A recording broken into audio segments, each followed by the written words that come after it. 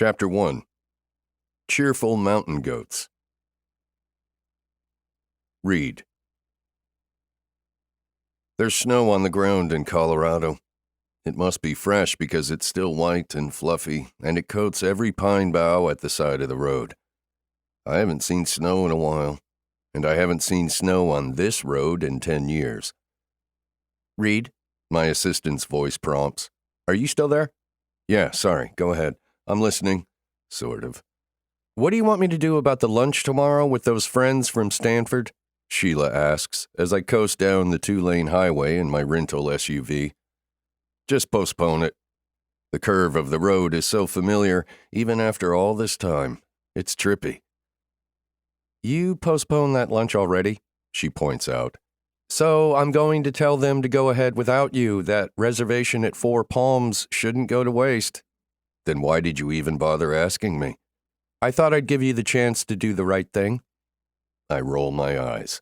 Sheila is a pain in my ass, but I'll be lost when she goes back for her MBA next year. She knows it too, which is problematic. Next up, Prashant is concerned that Devers hasn't signed the paperwork for this new round of funding. Devers will sign. He's a contemplative guy. Likes to sit a moment with big decisions. Give him a couple more days before you nudge. All right, last thing, Sheila chirps as I slow down in anticipation of the final turn. I'm not telling Harper that you have to cancel Friday's dinner. You have to call her yourself. Fuck. I'd forgotten about that dinner. Couldn't you just read Madigan? Sheila yells. Don't even finish that sentence. Just man up and call her. And if you forget, just know you'll be walking to Starbucks yourself for 2 weeks after you return. 2 weeks, huh? That's hardcore. Honestly, I could just fire Sheila and find an assistant who will robotically do whatever I need. But I'm not going to, and we both know it. I'll call Harper, I grumble. Okay, boss, that's about all I need from you. What are you doing in Colorado anyway? Is this some top secret investment? No, just some personal stuff to take care of. Personal stuff? She asks, her young voice going high with disbelief. You have a personal life? Shut up. She laughs.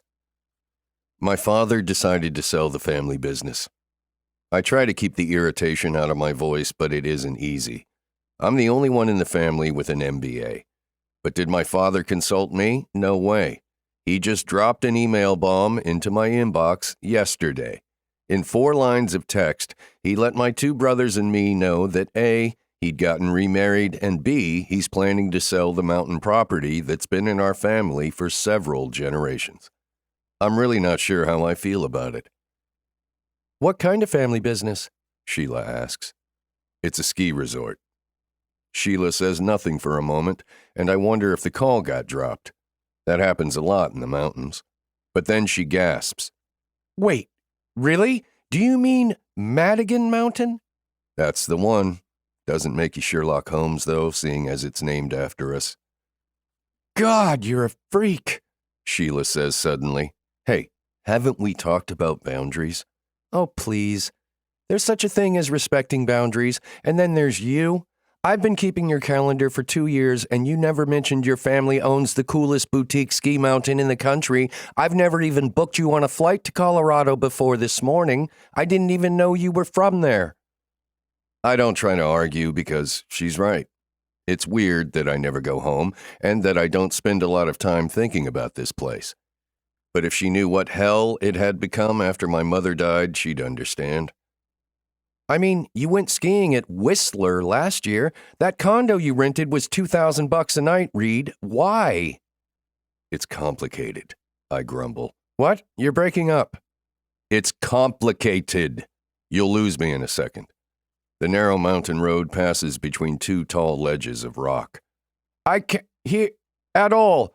But call Harper, damn it. The phone makes those 2 high-pitched beeps that tell you the call has been dropped. Sheila naturally got the last word. Of course she did. I put on my blinker and prepared to take the turn onto Old Mine Road. That's when I spot the sign. 2 miles to Madigan Mountain.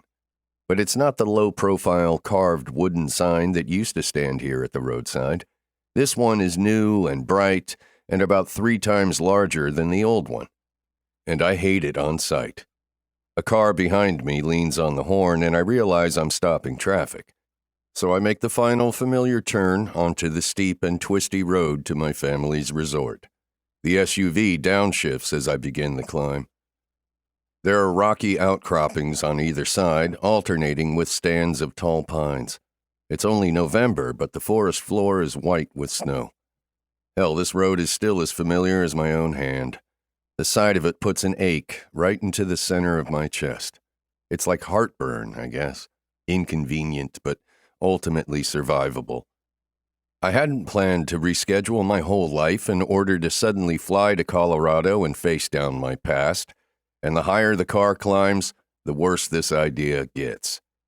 Even though the windows of the SUV are rolled up all the way, I could swear I smell the scent of pine, and I hear the snap the needles make underfoot when you walk through these woods. Almost 100 years ago, my great-grandfather bought this spot at the end of a challenging old logging road. He passed it on to my grandfather, who built one of the first ski resorts in the Rockies. The location is a challenge, though. When it snows, the road is difficult to plow. In weekend traffic, if someone takes a turn too fast and skids, the resulting fender bender can stop the flow of cars for hours while the tow truck does its job hauling the unfortunate victim away. That's why Madigan Mountain never became a sprawling international destination, like Aspen or Whistler. Our vibe was, and still is, I guess, a smaller family ski mountain. Our customers like it that way. The regulars often book next year's vacation before they've even left the premises. It's heartbreakingly easy to picture my mom waving them off with a happy smile. See you next year. Even that brief memory stings. She's been gone more than a decade and it still hurts me. That's why my brothers and I avoid this place. And it's not like my dad ever gave his 3 sons a good reason to visit. After Mom's death, he became a surly beast. We all fled. Ain't nobody got time for his bitterness. But here I am anyway. Dad may be a decent hotelier, but he wouldn't know a financing contract if it bit him in his grumpy ass. I'm here to make sure he doesn't get fleeced. You could argue that Dad's finances are none of my business. After all, I've already made my own tidy fortune. But I have 2 younger brothers. Weston is a military pilot, and Crew is busy being famous. His daredevil ass could literally be on any continent right now, as long as there's snow there. He doesn't like to check in or return phone calls. Who knows if he even saw Dad's crazy email? I haven't always been a great brother. After my mom died, I didn't stick around for Weston and Crew. I hightailed it back to Middlebury College in Vermont. After graduation, I settled in Silicon Valley, where I made a career for myself with a Stanford MBA and a lot of ambition. So I'm showing up because they can't, or won't, in Crew's case. I need to hear what the hell Dad is thinking. I need to know if he's serious about selling a property that's been in our family all this time. It's also the place where my mother is buried. If nothing else, I can put flowers on her grave one last time. The road makes a final turn, and the resort comes into view. I find myself slowing down to take a good look.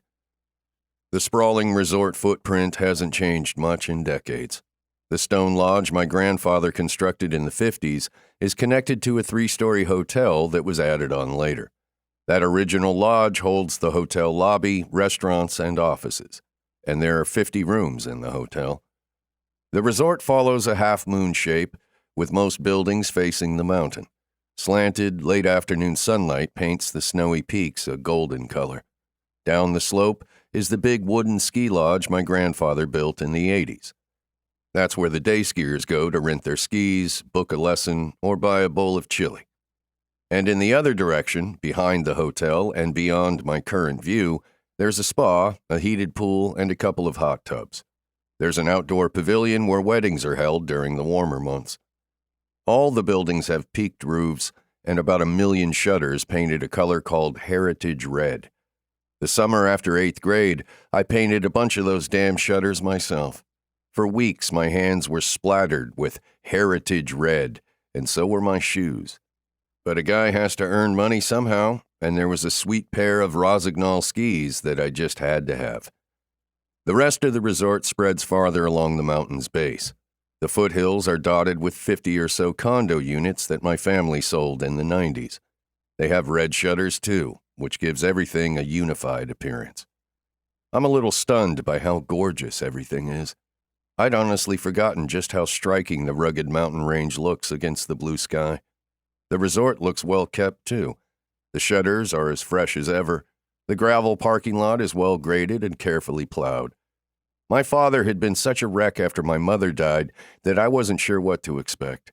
If the place had crumbled to the ground, I wouldn't have been shocked. There are no indications of crumbling, though. 2 new signs direct visitors to skier parking or hotel check-in. Each sign features a cheerful mountain goat. On the first, he's driving an SUV with skis mounted on top, and on the other, he's carrying a backpack toward the lodge. I stare at these signs a little longer than necessary because there's something vaguely familiar about the art. I can't quite put my finger on why. But I'm not here to see the sights, so I pull up to the hotel. A young man hurries outside to greet me. He's wearing a Madigan mountain jacket in a snappy design. That's new, too. "Checking in, sir?" he asks. Yes. I haven't given much thought to where I'll sleep tonight. When your family owns a ski resort, you don't have to plan ahead.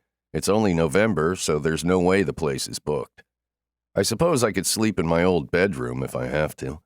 Although my father just got remarried to a stranger, so I don't know if that's my best option. "Name, sir?" the young man asks. He holds out his hand for my rental car key. I let out a snort and toss him the fob. "The name is Reed Madigan. Thanks, pal." He makes the catch in spite of the shocked look on his face. "Whoa, really?" But I'm already turning my back and headed for the door to the lodge. My father had better be in his office. We've got some talking to do.